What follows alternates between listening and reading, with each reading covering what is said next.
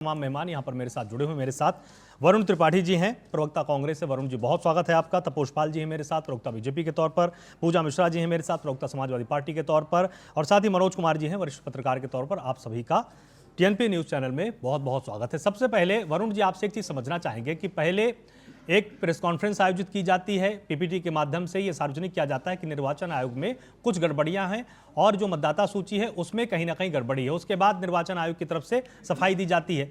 फिर इसके बाद ये कहा जाता है कि भाई जो 65 लाख नाम काटे गए हैं उनको सार्वजनिक कीजिए, उसको सार्वजनिक किया गया। उसके बाद भी अब आरोप लगाए जा रहे हैं, तो अब आपके पास मुख्य आरोपों का ग्राउंड क्या है? ऐसा क्या निर्वाचन आयोग के द्वारा किया जाना चाहिए जिससे कि ये स्पष्ट हो जाए कि नहीं, इसमें या तो पारदर्शिता है या फिर धांधली है? ज्ञानेश कुमार प्रेस कॉन्फ्रेंस की बड़ा दुर्भाग्यपूर्ण उनकी प्रेस कॉन्फ्रेंस रही और ये काले इतिहास में दर्ज होगी कि आप समझिए कि धमकाते हुए आप समझिए कि विपक्ष पूरी तरीके से लामबंद है और इस काले इतिहास में कहीं ना कहीं पूरी तरीके से ज्ञानेश कुमार जी भी लिप्त हैं, कहीं ना कहीं सत्ता के दबाव में काम कर रहे हैं। आप समझिए प्रेस कॉन्फ्रेंस में उनकी भाषा शैली देखिए कि किन शब्दों का आप इस्तेमाल कर रहे हैं। दूसरी तरफ आप कह रहे हैं कि साहब राहुल गांधी या तो हलफनामा दें या इस्तीफा दें 7 दिन के अंदर। अनुराग ठाकुर जी को आप समझिए कि जितना भी लीगल प्रोसेस है चुनाव से रिलेटेड वो सब मिल जाता है। जब हम लोग मांगते हैं तो साहब आनाकानी की जाती है। दूसरी तरफ आप ये देखिए कि वीडियोग्राफी की जब बात आती है तो साहब कहीं ना कहीं जो चुनाव आयोग है माँ बहनों के पीछे चला जाता है और कहता है कि साहब इसमें प्राइवेसी का हनन होगा। अच्छा, शून्य मकान की जब बात आती है तो साहब कहते हैं कि जो लोग खुले आसमान के नीचे रहते हैं और काम करते हैं उनके मकान में कहीं ना कहीं उनके घर को साहब शून्य कर दिया जाता है। डिजिटल वोटर लिस्ट की बात आती है तो साहब कहते हैं निजता का हनन है। तो मैं यही नहीं समझ पा रहा हूँ कि चुनाव आयोग चाहता क्या है। दूसरी तरफ आप देखिए कि राहुल गांधी जी ने सारे साक्ष्य दिए हैं, सबूत दिए हैं, तो पूरी तरीके से कहीं ना कहीं इलेक्शन कमीशन जो है बीजेपी के स्पोक्स पर्सन की तरह काम कर रहा है।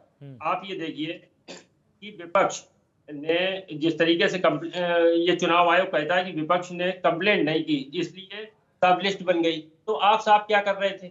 आप सरकार का इतना बड़ा धन जो है खर्च करवाते हैं, आप सरकारी सुविधाएं लेते हैं, तो आप क्या सरकारी खर्चों पे साहब झुंझुना बजा रहे थे? और दूसरी तरफ सुप्रीम कोर्ट ने किस तरीके से चुनाव आयोग से कहा कि साहब 65 लाख लोगों के जो वोट काटे गए उन्हें सार्वजनिक करिए।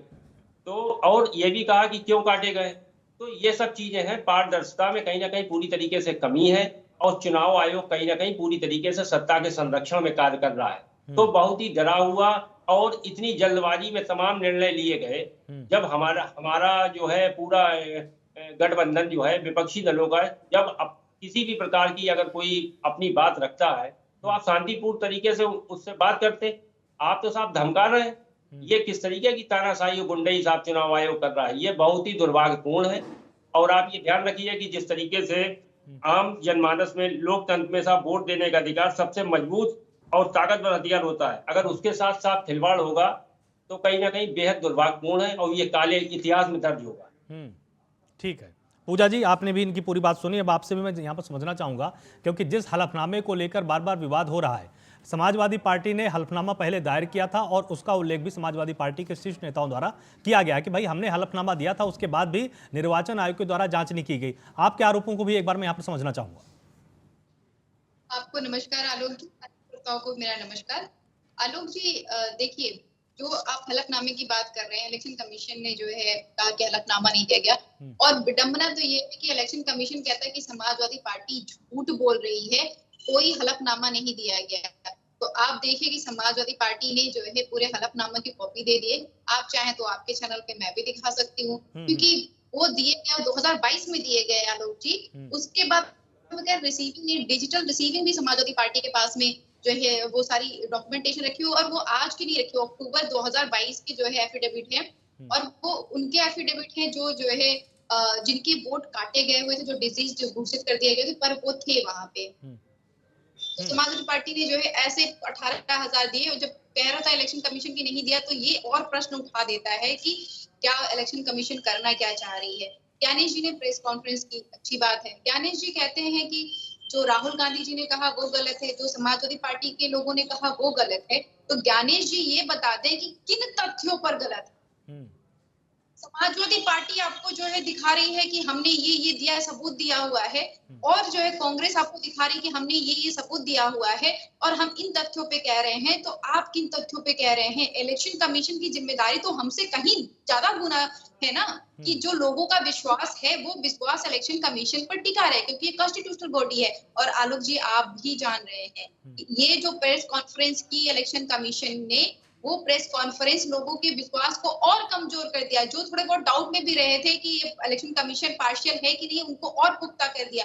सेम चीज जो है अनुराग ठाकुर करते हैं, उनके पास नोटिस नहीं जाता है। असीम अरुण जो कि मंत्री हैं उत्तर प्रदेश सरकार में और कन्नौज से विधायक हैं, वो भी सेम आरोप लगाते हैं इलेक्शन कमीशन के ऊपर में, पर इन लोगों के पास में नोटिस नहीं जाता, इनको कहा नहीं जाता कि आप एफिडेविट दीजिए, 7 दिन के अंदर नहीं देंगे तो आपको माफी देना पड़ेगा। आपको लगता नहीं कि ये एक इलेक्शन कमीशन से नहीं आना चाहिए था बयान?